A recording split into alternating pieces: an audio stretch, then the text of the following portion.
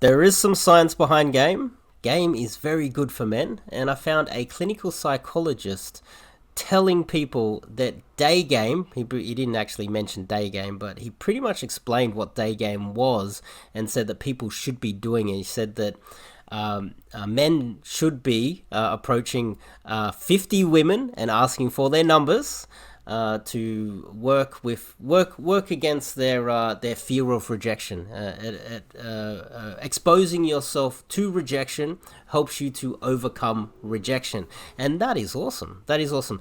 But the problem with the dating community is that it has received a bad reputation for a very long time, and there have been quite a lot of bad actors out there that have given it a bad reputation, but also society doesn't really like dating advice. But what I'm going to try and do is use academics, people with PhDs, experts in their field, and try to find evidence of them somehow saying that game is good. And what I've discovered is a guy by the name of Jordan Peterson. I'm sure a lot of you guys have heard of this guy. I've got his book here, 12 Rules for Life. Who doesn't have that book? I think everyone has that book. At one stage, I think I had 2 of those books. He is a clinical psychologist. And what he did in the early days was he would film his lectures to his students and put them online for everybody to watch. So this is what a professor is teaching. They could have been PhD students as well. So this is academia right now. Daygame has now reached the world of academia. And before I get into the video that I'm about to show you guys, here's my intro.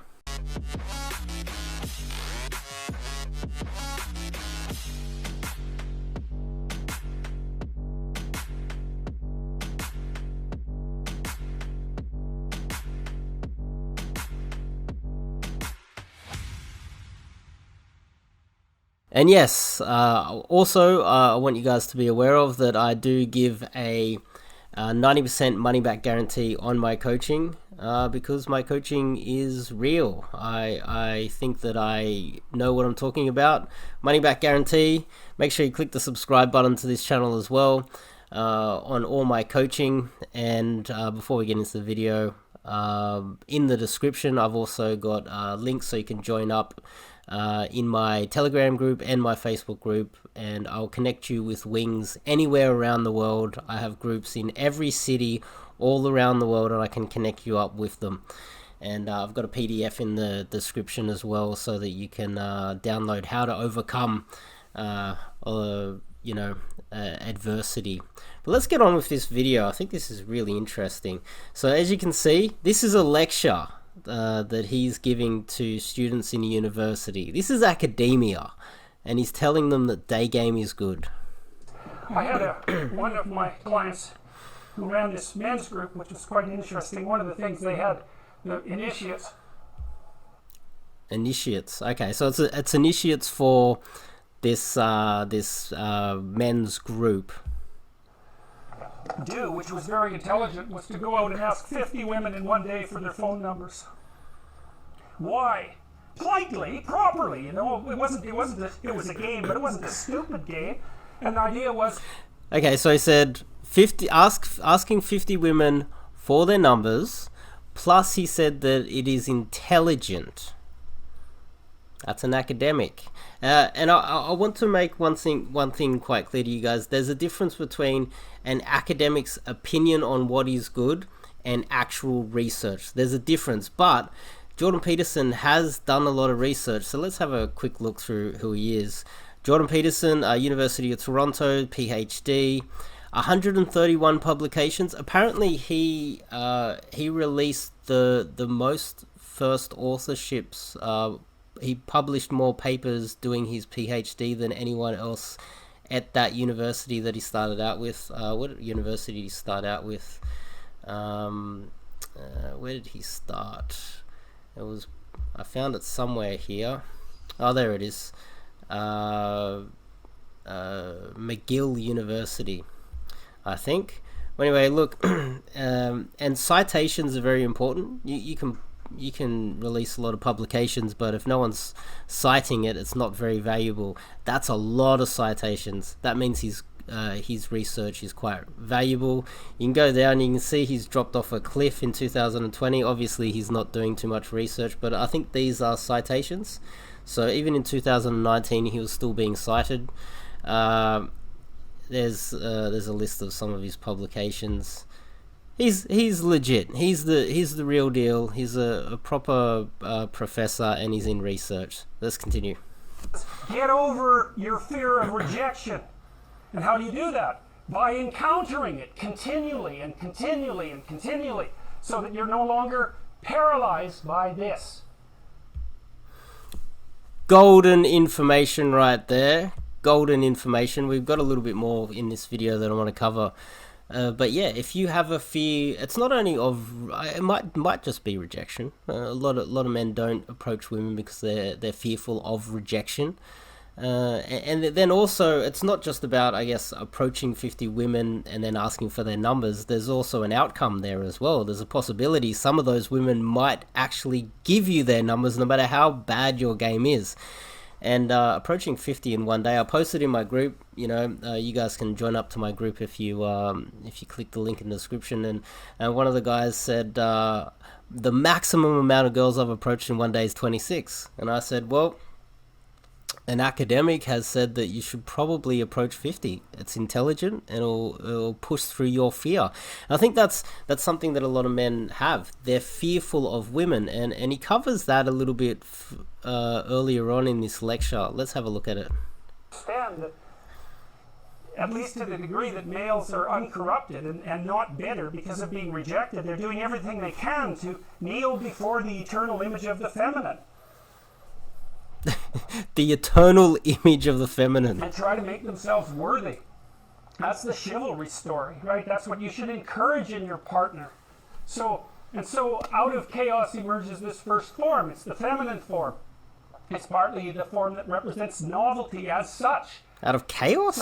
I guess, yeah. On one hand, it's promise, on the other hand, it's threat. You wouldn't believe. And I don't know, women are chaos and men are... I don't understand the situation with women as well as I understand the situation with men, obviously, being a man. But I don't know if women have any idea how paralyzing they are to, especially young men. They don't. Women have no idea, Jordan. A very large number of my clinical clients, but also young men I talk to in general, are absolutely terrified of women because they're terrified of being rejected. And the terror exists in precise proportion. So that could be a reason why a lot of men don't approach women enough. And that could be some sort of... It could have manifested and mutated into what we suffer from today, which is a lot of people saying, look, you shouldn't approach women at all because it's their insecurities and they're projecting it onto you. So if you go and approach a few women and you tell your friends and they say, oh, why are you doing that? You shouldn't do that. You shouldn't speak to women. It's because they're scared, and because they're so scared that they can't do it themselves, they don't want you doing it. I also posted in the group this, and I said, look, part of the idea behind what I'm doing here is I'm trying to legitimize pickup. It has a bad reputation, and I don't think it should have a bad reputation. I think that academics can find a way to do research on game and make it a little bit more legitimate. In the past, in Italy and Roman times, there were certain squares and streets and areas where young people would go to meet each other, and it was pretty much day game. But the girls knew that it was day game as well, and they'd go there to try and match up with each other. And I think even in modern times, in some Eastern European places, there are certain areas where young men and women go to meet a partner, and they walk down the street. They know the game. They know that this is the Daygame street, and they go and they eye each other off and go say hello and speak to strangers in the street. But in Western society, we've been shamed about it. And it doesn't help when you have people like Julian Blanc running around saying choke women and all these other stupid people over there that really gave it a bad reputation with these drama in Japan and things like that.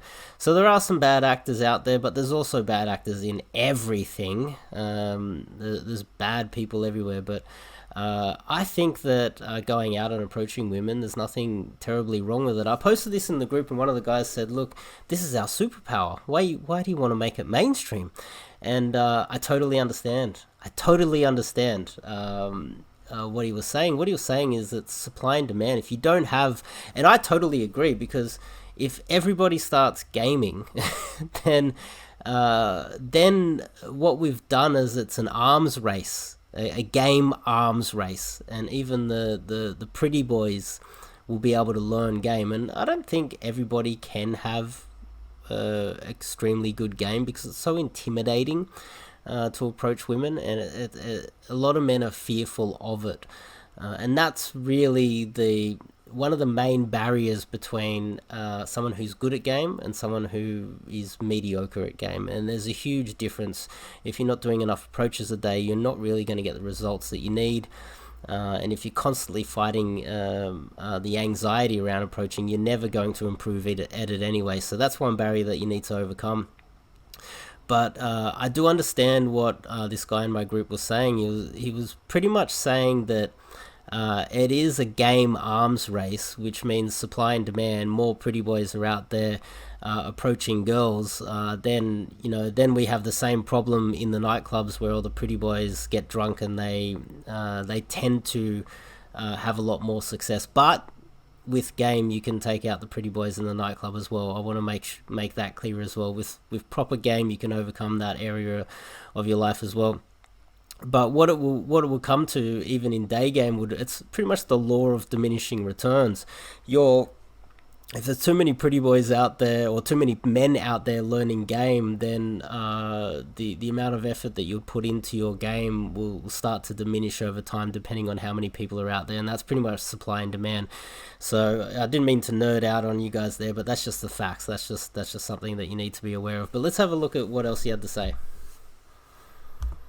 To the retraction to the woman, which is a horrible paradoxical situation to be in. It's often why men make such fools of themselves in front of women that they're attracted to. It's because, first of all, they don't see the woman that they're attracted to. Because what the hell do they know about her? They don't see her as an individual. They see her as the manifestation of a judgmental ideal. And that's a huge problem.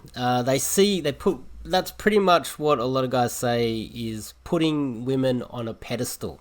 And that's where we have white knight culture and all of these male feminists, these pathetic pieces of shit that are fearful to show that they have balls. And so they decide in this sneaky little, sniveling little way, they want to pretend that they're male feminists.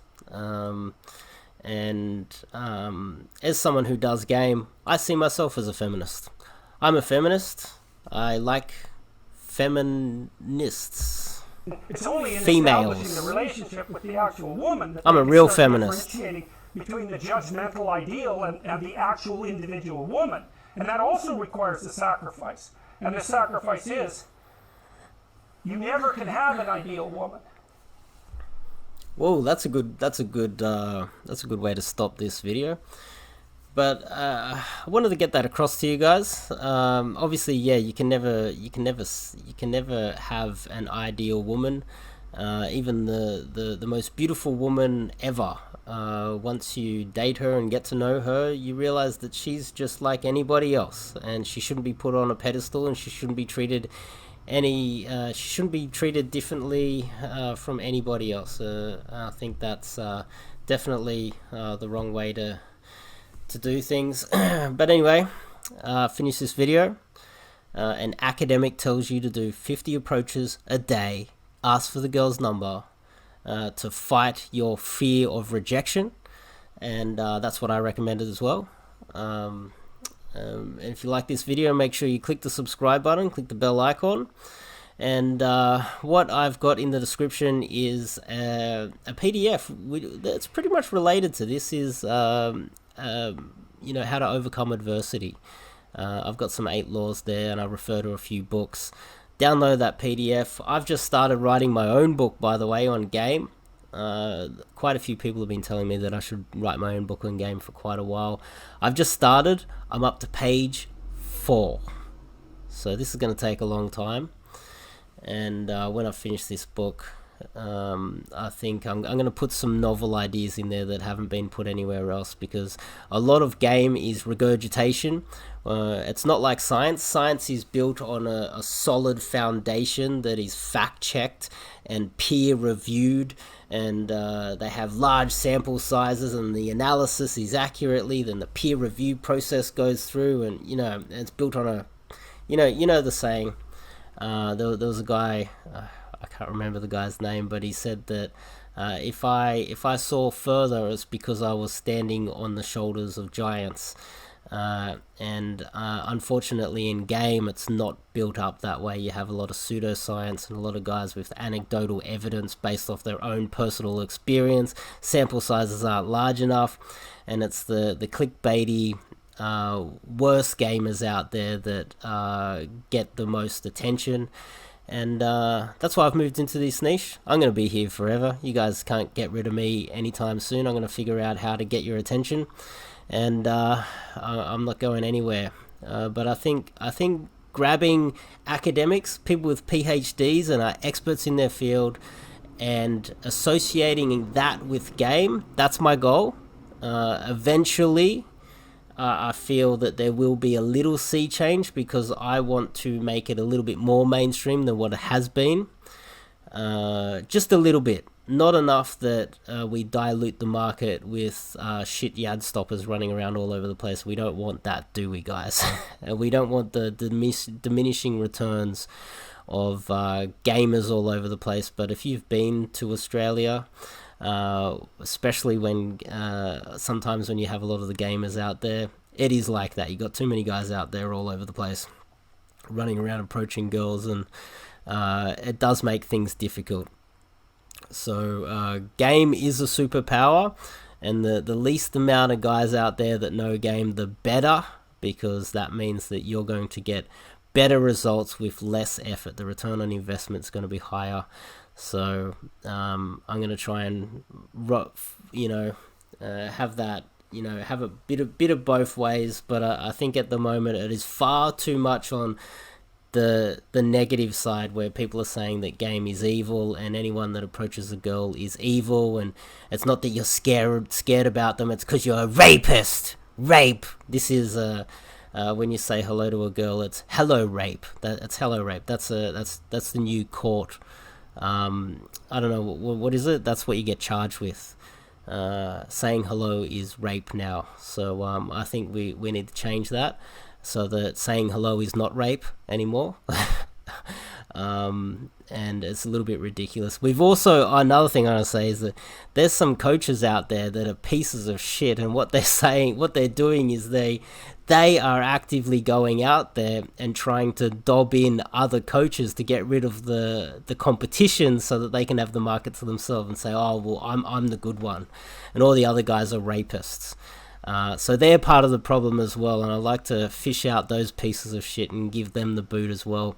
So there's a lot of problems in the community, and it might take a few years before some of this comes out, and we clean up the bad actors.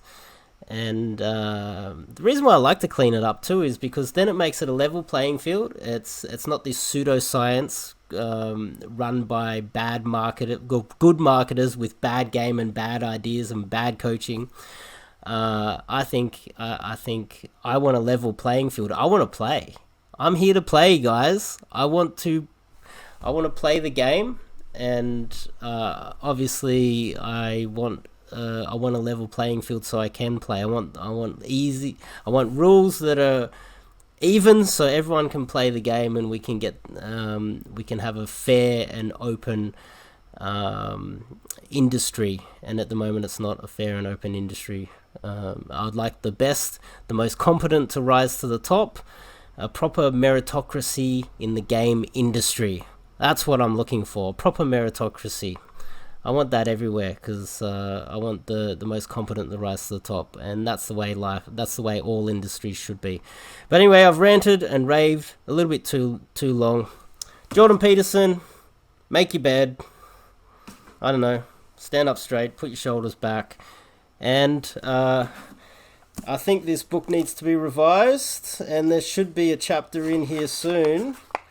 He should put the new chapter in there. Approach 50 girls and ask for their numbers. Daygame is good. That should be the next revision of the book. And I'll see you guys in the next video.